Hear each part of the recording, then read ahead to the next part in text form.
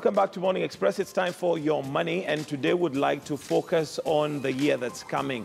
I think the beginning of the year is always a good place to take advantage to just revamp and take stock of your life in several areas. And one of those, of course, that many of us would like to do is our finances. So this morning, joining me is Waithaka Gatumia, who is a programs manager at Centonomy. Good morning, and thank you for joining us. Good morning, Mike. Thank you for having me. It's quite a pleasure at this time of the year, especially when everyone is getting ready for 2017. Yes. You're trying to psych up to get to that position where you have the energy to go. You know, precisely. You're cooling and it's down. also an important part of the year, especially because many spend.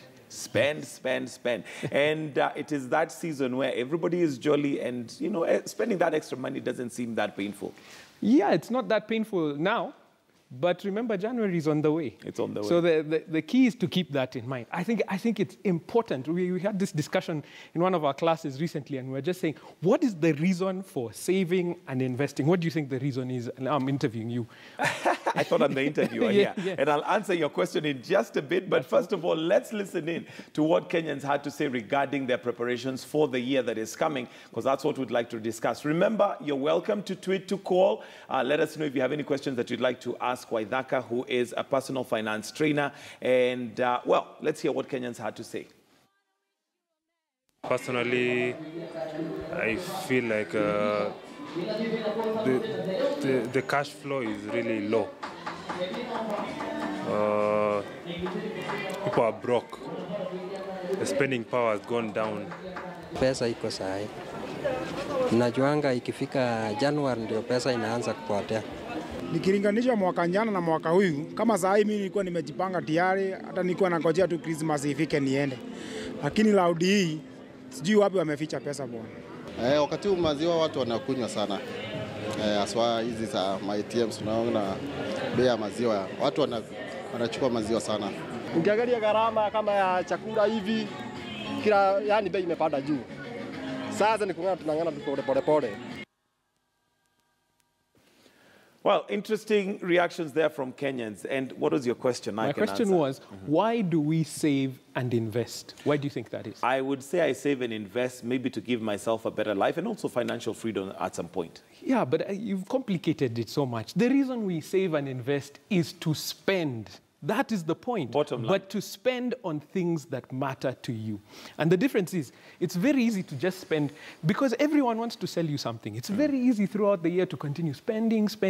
And then it comes to the point at which the things that truly matter, like now, where it is Christmas, where family is what you're discussing, where the importance of sharing time together, going on holiday, being able to relax, then you don't have the money. So you had pesa imepotea. And we don't, inafichwa pali, I don't know what that means. It's not the truth. It's just that we are not alert and aware of what we're doing with our money. And once we are aware of it, then we're able to manage it really well. So it's really simple. Okay. Yeah. So the bottom line for saving and making sure that we invest is to spend. It is, but to spend on the things, that matter to you. Okay. And that's different for each one of us. And so it's for you to decide what matters to me. If it is your family, then spend on your family. If it is holidays, it's relaxation, then spend on those things. But it's so easy to just spend, okay, here's an extra drink that night here. We go out for food on one day. And over the year, you put it all together, what you are spending maybe on lunch, you could have taken your family on a wonderful, wonderful holiday. Remember Black Friday was a couple of weeks ago. Oh, yes, where there was humongous discounts on certain things. The deals that were available, if you had prepared and were ready. Life would be that lifelong dream holiday you've been dreaming about would have been there. You would have done it. You would have. All right, let's come to focus of the new year, because many of us are going to spend, and many of us would like to start at least, even if not with money in our pocket, with a good idea of how we should have that money in our pocket. Where do we start from? You start from the basics, and here it is. You need to have a goal. If you don't have a goal, this is one of the things, you aim for nothing, you're going to hit it every time. Every single time you get it on target. Exactly. Yeah. So aim for something. What is the goal? Right now we're in this holiday season. So think, what do I want for December 2017? What do I want? Where would I like to go? Find out. When do you want to go? How much is it going to cost? Then you begin planning. You would be surprised. As I said, go and look at what those Black Friday prices were and say, okay, I want to go to Mara with my family for a week. It's going to cost us 50,000 shillings. Imagine 50K would have done that for you a week in the Mara. Which obviously, if you book at the wrong time, could cost you almost 4 times the amount. Exactly. So plan and say, this is important to me. My family is important to me. Holidays are important to me. Now I'm going to begin to put aside 5K, maybe 2K every month until when Black Friday is going to kick in. Around the end of November, early December, and I will be ready for that. And maybe since you've mentioned this Black Friday severally, maybe you could educate us a little bit on it when it comes around which time. I've even forgotten what date it is. I just know that it's towards the end of the year where a lot of discounts I think it's after Thanksgiving. Thanksgiving in the US. It's a US tradition. But all I'm trying to say is prepare. One of the things that we found out is that we booked a trip, my wife and I, to go to the States a couple of years ago, and we booked about a year in advance. For some reason, there was an issue at the airport, and we got to the counter, and there were some issues there. So we asked, if we were to buy a ticket now, how much would it cost? And it was almost double the price. Simply because we would have bought it at that moment. So the decision to actually purchase in advance, to make that decision in advance, is going to save you thousands and thousands of shillings. And it goes across the board with all your financial planning. Have a goal and then begin working towards it step by step by step. Okay, you alluded to the fact that all of us are spending, but it's spending on the things that matter, and they are different for us. Yes. Now, how do I come up with a goal? I might think, okay, Gatumia's idea of December is going to the States, and that sounds like a fantastic goal. However, mine might be slightly different. Yes. How do I zero in on this is really what is important to me as a goal? As I said, it's different for every person. What are the things that really excite you? What are the things that get you on fire? What are the things that actually make you feel like life is worth living? For me, it may be travel. For you, it may be technology. I see you have a couple of phones in front of you here. I know there's a phone that is coming out end of next year, maybe the next level of phone. And you can begin to plan. Because imagine putting down 100K on a phone in 1 month. That can really destroy your month for the next year. So what if, the next month, sorry. So what if you actually begin putting aside a little bit until you get to that point? That's the whole point of financial planning. I think the simple way of putting it across is that it is like we were talking about getting financially fit. It is literally like weight loss. It is very simple, but it's not easy. Wow. Did you hear that? I had. Because it's simple, but not easy. How do you lose weight? You eat properly and you exercise. Simple. But doing that on a daily basis, waking up Consistency. early. Consistency. That's really what matters. That's the name of the game. And it is the same thing with your finances. If you know where to put your money, if you know how to put it aside, if you plan with a goal in mind, and a goal has a cost attached to it and a timeline attached to it. If it is without those, then it's just a dream, and a dream really one day you never get to that point. Yeah. Now, we have tradition, many of us, of taking advantage of the beginning of the year. But maybe that might not be the right way to go. I'd like to hear from you. At what point do I start planning? Today. Right now? Right now. When do I start saving? Because January is coming. I'm sure by now most people, at least the December salary has hit and their account. And if it hasn't, it's probably going to hit their account. So they're mixing there. November and December, that's the first time they've ever met in their account. So what you do right now is prepare for January. Begin paying your rent for January. Pay the first installment for school fees in January. Because what it does, it removes the pressure. One of the issues that is best in looking at it this way is that if you don't have the money, you cannot spend it. Right. So unless if it's which is another problem, but we'll get there. If you don't have it, even that credit card, hide it away somewhere. But if you don't have the cash, you can't spend it. If you've spent it already on the things that truly matter to you. And that's the thing about financial planning. It's really about the things that you care about. Begin to plan and put your money towards those things. And it's as simple as that, and anyone can put it into practice. Okay, now you mentioned that it's simple but not easy. And the part that it becomes a little bit more difficult is when you try and divide your money. Let's say, for example, I'm earning 20,000. My rent is probably not going to change. If it changes, it's probably going to go up. I need to go to work. Maybe I'm paying for college. Maybe I have a small brother who I'm taking care of. There's all these finances. How do I divide my money? Is there a way of saying this should be segmented towards A, B, C? There are many ways of doing it. In fact, the fact that you're saying that it's hard to divide your money. One of the exercises we do in the class, we actually put one of our trainees gave us a story of 12,000 shillings, earning 12,000 shillings. And we asked the class, can we be able to help this person get ahead?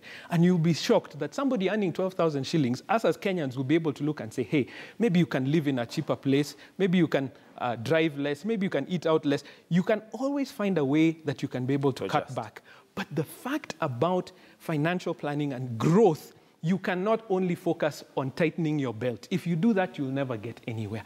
The most important thing that we can talk about right now, other than the goal setting, is that you must begin to increase your lines of income.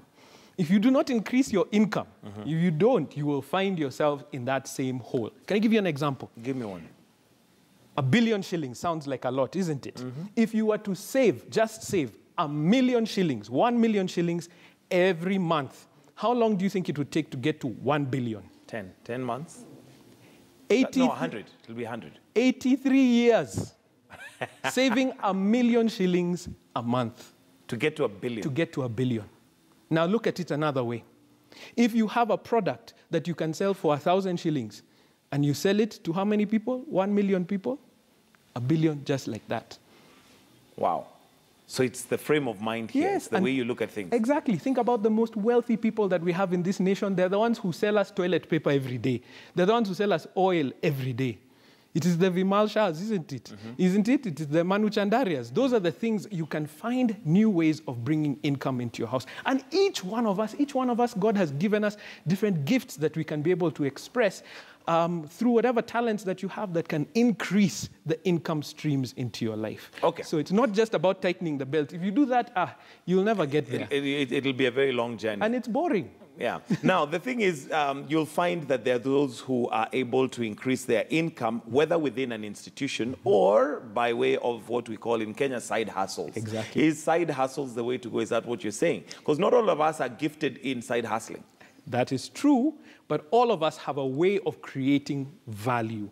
And if you create value, I have a friend of mine who has a personal assistant, and he says, whichever company I go to, wherever I go, she's going with me because I trust her with all my time, with my diary and everything. Whatever she needs, go. She needs leave, go, but I want this person because she has created value. And she's consistently being given a raise, consistently being given promotions in order to keep that value in-house. And you'll find it in whichever organization you're working for. If you create value, money will find you.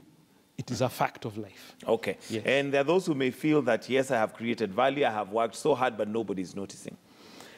Wow, it's difficult to say that you have truly created value if nobody's noticing. Well, that's where this You could be lying to yourself. You could be lying to yourself. This is how it is. Poaching, you've heard of it in organizations. Headhunting. Headhunting, that's what it is. Because somebody has found that in this organization, I found somebody who's extremely efficient, somebody who I enjoy working with. And so when a position opens up, I'm not going to look elsewhere. And in fact, that's what happens. We found it in the job market that a majority of the time, hiring comes out of the networks that we have. And what do we have in those networks? We have recognized value, and we are looking for that value to come and help us in our organization. So even as we're looking into 2017, part of the financial plan should be, how can I create value?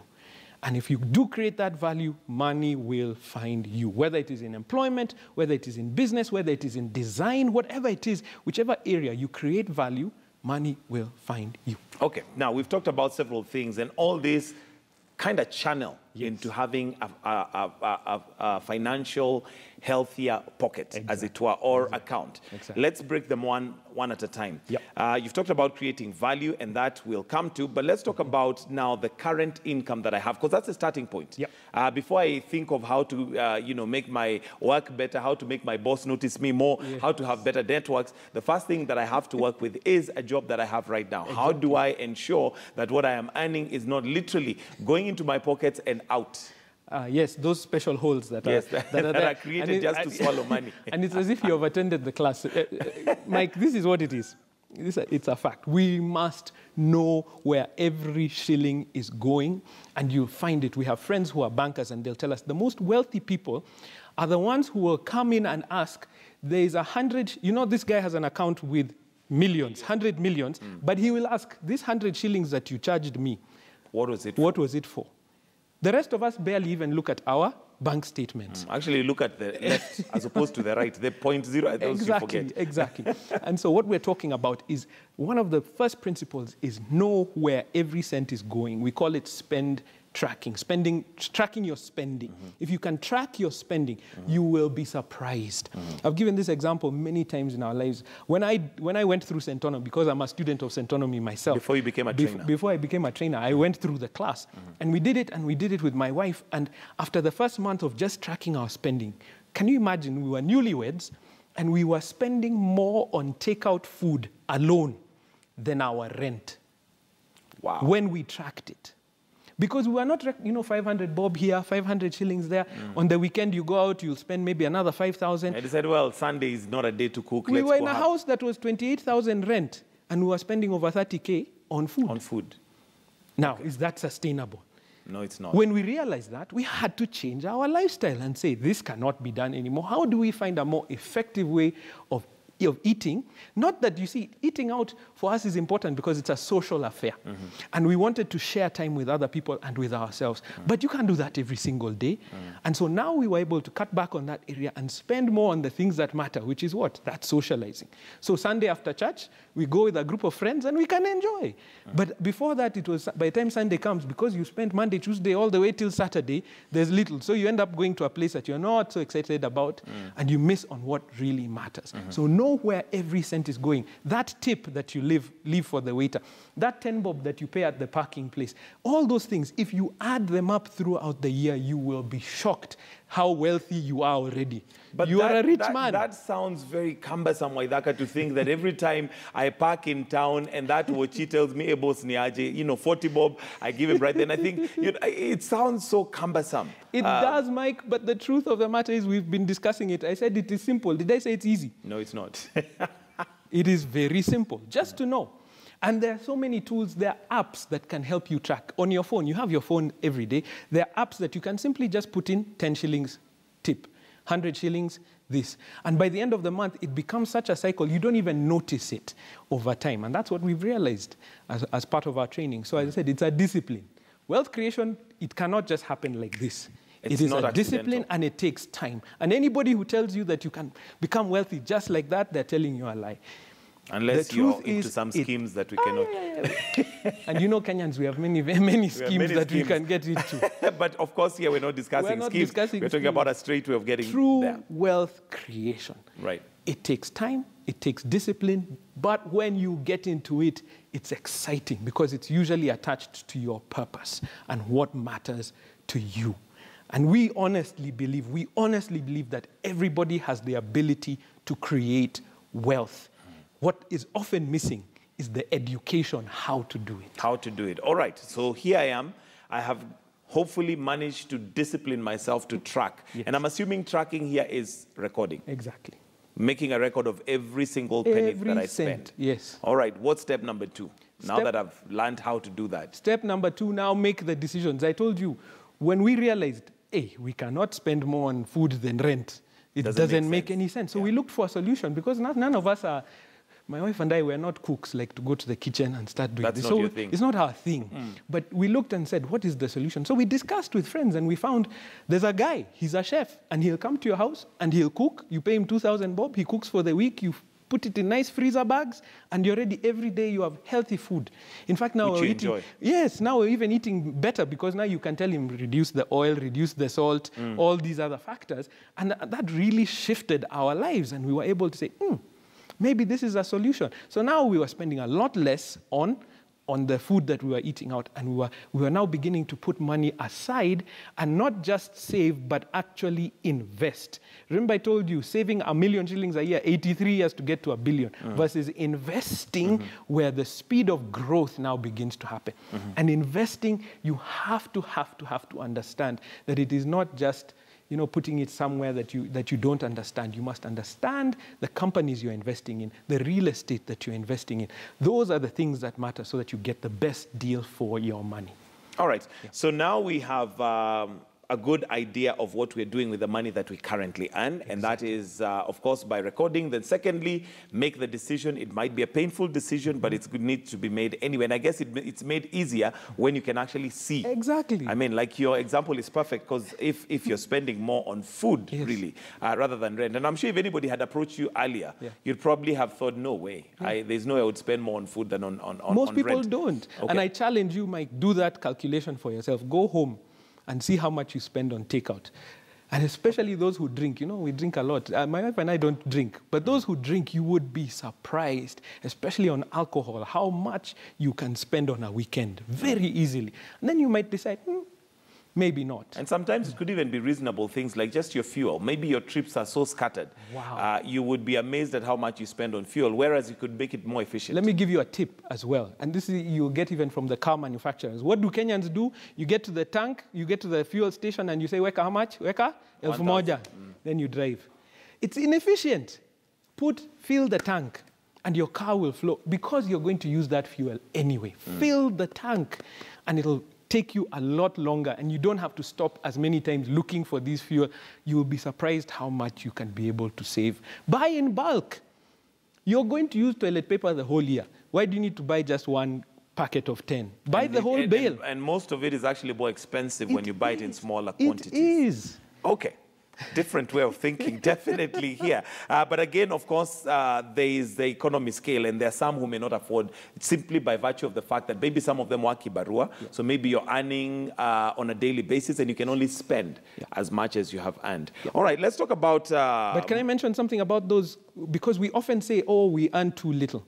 But how do you think that wonderful companies like Safaricom make billions and billions of shillings? By that, it's every 5 bob airtime that you're doing. To do what? Hello, uko wapi? Where are you? Is that we used to meet before there were cell phones, isn't it? Do you have to use your cell phone in order to be able to meet up somewhere, in order to be able to connect with people? Use it more efficiently. Those are the things that we're saying, that you can save an extra 5 bob, an extra 10 bob, and I tell you, over time, there is no such thing as pesa kidogo. There is no such thing. So there are ways that you can be able to save, and you can find those ways, no matter what level of income that you have. All right, so your saving is not necessarily tied to the amount of money that you earn. There are many of us who feel that if I'm earning 20 and I earn 30, then I can save the 10. That is the mistake that we keep making, because it is the discipline that is going to make that difference in your life. If you can't save now that you have 20, what usually happens when people get a pay rise? Suddenly your apartment feels small, isn't it? You start saying, maybe I can move to a new... And the area suddenly feels it doesn't fit your class. It doesn't fit my class. I'm now earning, seriously, I'm an executive. This 2-bedroom... maybe now it needs to be 3, even if you don't need that extra space. And that's the idea, that the more money that comes in, the more investments we should make, rather than the more money that comes in, the more we spend. Because that's the tendency that we have. And even as we were saying, track your spending. When you do and you begin wondering, okay, I'm not spending, by the end of the month, you find there's an extra 10K that suddenly, hey, where did it come from? Where did it come from?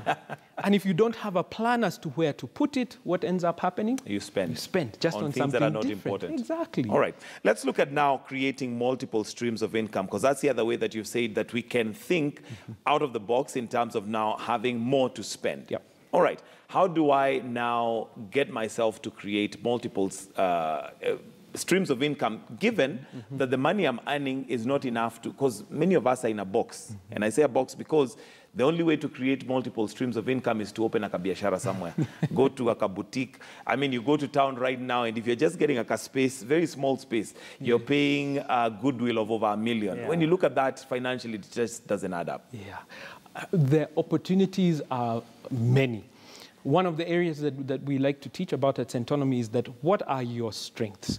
For instance, if you've been working long enough in executive positions, can you consult, even one job consulting somewhere, that you can be able to assist a small business owner who has no idea how these structures happen in multinational organizations? They will be willing to pay you something extra simply to consult, even just to look through a business plan and say, this is what is good or it's not good. So what are your strengths? What are your gifts? What can you be able to do outside of that? So recognize those things and then look for opportunities where you can be able to use them. If you are a gifted public speaker, how many MCs opportunities are we looking for in events and various things like this? Why don't you say, hey, let me do it at your event. Let me help you out on this on the weekend. You don't even have to do it many times a month. And you'll find that as you grow in that experience, that you're able to bring in more income. The other thing, and we think that is so important, because at St. Autonomy we also teach about entrepreneurship, is that there are so many good ideas in Kenya, and especially in our young people. Can you be able to find a young person with a good idea and become an angel investor and say, hey, I think this is a wonderful app that you have created. I'm going to put money into your company, and I want a percentage of the income. And that's passive income. It is passive income, because somebody else is working. All they needed was what? The capital to start up. And they don't need a lot of capital. These young people are creating wonderful, wonderful, beautiful ideas, but they don't have the income because we are all hoarding our cash. We're not willing to begin to invest. And that is where the growth of our nation is going to come from. This is something I'm passionate about, because I recognize there are great ideas that young Kenyans have, but they simply don't have the capital to begin those ideas. Mike, you can invest in a young person and tell them, it's okay, you take this cash, but I need a certain cut out of it. That what you're talking about, I guess, brings me to the next thing, which is the question on the importance of networking. How important is our network? Your network is proportional to your net worth. I know it's a cliche, but that is the truth. How does that work out? Because it's, like you say, it's a cliche. Yes. It's something that we say, but break it down for me to fully understand. Why do I need you in my life as a network partner? Because you don't know, you may not have the exposure to the ideas, the concepts, the growth areas that that I have a contact with. And if we're having a conversation like this and I'm able to say, hey, there's a housing development that I've been looking at, maybe in Kiambu, is it along Mombasa Road? And I think it's quite interesting. They're just at the development stage, you might be able to get into it. Even if you are unable yourself to be able to get into that at that moment, maybe you know a friend who's looking for a house, isn't it? And that knock-on effect helps us all build up. When it comes even to opportunities in terms of jobs, when it comes to opportunities, even as we're talking about now, new revenue streams, if you're seated around people who are thinking differently, who are thinking ahead, it begins to give you opportunities that you had never seen yourself. And as I said, especially for those who are in jobs where you're earning a salary, for instance, that idea of a network is where things really shift, because you will be hired from your network. Going to a job site, sending it to one of these agencies, you're one of 30,000. Right. Versus somebody, Mike knows me, he says, hey, maybe Waithaka can be able to speak, can be able to train at one of my events or whatever he's going to hope. And then you'll say, hey, let me give Waithaka a call and see whether it works out. Do you see what I mean? Yes, that really becomes an opportunity. Then maybe also break it down for us in terms of what a network is. Some of us imagine networking is having business cards. You give me your business cards, it's in my pocket, I've networked. Network is a relationship. You must have an impact on somebody that they can be able to remember you. That is what the key is. That it's not just, oh, you go in a meeting and you hand out, here's my business card, apana. No, it is about being able to make an impact. So when I meet with Mike, I look you straight in the eye and I say, this is what I'm able to do. This is what I'm working on. This is what I am about. And you leave that impact so that at some point, when Mike needs somebody with my giftings, my skills, top of mind. That is the key. And you have that same effect, even in a job, even when you're an entrepreneur. If you have a contract and you leave an effect, it's either positive or negative, where you have done that job or that contract, people will remember you either for the good things you have done or the bad things you've done. Right. So you must leave people with an effect. Leave that that effect that will bring you a positive effect that will bring you top of mind when you're there. Okay. Now, we only have 5 minutes to go, and I know we have so much that we have discussed and can discuss. But let's look at rule of thumb. As we're beginning the year, what are the things that you tell people in regards to their finances? Look out for these. These are key. Okay, if you're going to change. First of all, please turn that dream into a goal. That dream of the house, which house? How much does it cost? When do you want to live there? That car, how much does it cost? When do you want to buy it? All those different things. So turn your dreams into a goal. A goal must have a time and a cost attached to it. Once you have done that, it gives you the impetus. It gives you that force to work towards it. And then begin working backwards. What do I need to start doing now in order to achieve that goal in the future? Then please, please, please stop spending badly. Because those habits of 10 bob here, 100 bob here, mandazi here, chapati, carry lunch, You know what I mean? You really don't need to be spending too much. However, you look at it from the other side. If you're an entrepreneur during this Christmas period, this is the time to make a killing, isn't it? Have the best goods, have the best deals out there because people are freer and they have that opportunity to do it. Then secondly, begin investing and actually planning for that goal to achieve it. If you don't plan, failure to plan is planning to fail. Please. That's what it is. That definitely goes without saying. And I guess many of us live through that. Things that we must not do. Yep. You've mentioned one of them, and that, of course, is spending without recording. Any other things that maybe cost us out of habit? There are certain things that we learn from our upbringing, from just our general living, from our socializing, that maybe cost us a lot. Let me give you an idea. One of the biggest issues, and thank you for having us here on air, is that for some reason, it's a taboo to talk about money in our African culture. We have never been taught these things. Begin having conversations about money. How is it being made? What are if you have a successful uncle, a successful parent, whatever, ask them, how did you do it? Because we learn from other people's experiences. So begin having a conversation. Even in relationships, we found that in marriages, healthy marriages, we found ourselves to be marriage counselors, imagine, because people often find themselves in trouble in a relationship where they're not discussing the true issues around money. So have honest discussions about money. Have honest discussions about your wealth and your plans. You will find that that will shift the direction of your life. Okay, and at what age does one start teaching their children about money? Oh, yeah, at Autonomy, we have found every age group matters. The moment someone begins to handle cash in their hands, whether it is an allowance, whether it is a salary of some kind, that's why I spent the last week at the Current Country Club teaching teenagers at our teens boot camp, because they have started handling money. And the parents are often saying they don't recognize the value, how long it took to earn this money and what it takes. And so they just spend freely. So just teaching them that, hey, money just doesn't grow on trees. It doesn't come from your parents. You must understand the value. So as early as possible, and it doesn't matter what age you are at, we have found that no matter, you can always learn something new. So in our classes, we go from 15 to 60. And we're still learning something. Even at 60, you can begin to now think, yeah, I'm in retirement. Maybe how do I begin to consolidate and prepare myself for a happy retirement? Okay. Advice as we close, advice for anybody who wants inward growth. And by inward growth, what I mean is that you're not necessarily looking at starting a business, but I'd like to grow within my profession. Yeah, it's about creating value. The advice is this. What are your strengths? How can you develop your strengths even more? And when you apply your mind to it, there is always an opportunity. We are very quick to complain, isn't it? Oh, here at this office, our managers don't understand and everything. They don't notice anything. And you say, hey, that's an opportunity. A problem, if you look at it as an opportunity and give a solution, your bosses will be excited. Your clients will be excited about it. So if you have problems, that's an excellent place to start. Because what is a problem? It is an opportunity waiting for you to give a solution.